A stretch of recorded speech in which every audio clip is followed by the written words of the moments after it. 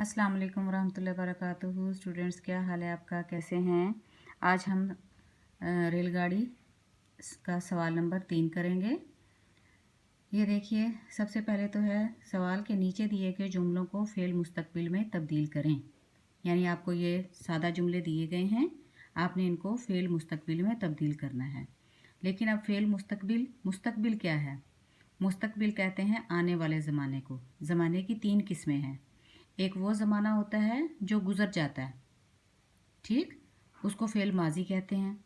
फिर एक है जो अभी, जिसमें हम अभी जो गुज़ार रहे हैं, जो हमारे सामने है, इसको फ़ेल हाल कहते हैं, क्योंकि अभी हम काम कर रहे हैं, हम फ़ेल हाल में काम कर रहे हैं, ठीक है। और एक होता है जिसकी हम मंसूबाबंदी करते हैं, प्लानिंग करते हैं कि कल को हम ये करेंगे। जो आने वाला कल होता है या आने वाला ज़माना होता है, उसको मुस्तकबिल कहते हैं, ठीक। अभी देखें, ये काम अभी हो रहा है, मैं किताब पढ़ रहा हूँ।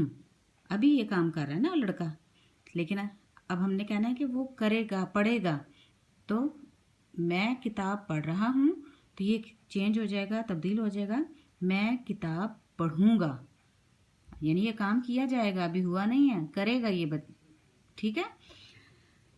तुम स्कूल जा रहे हो, ठीक, तो जा रहे हो यानी ये अभी जा रहा है वो, ठीक है।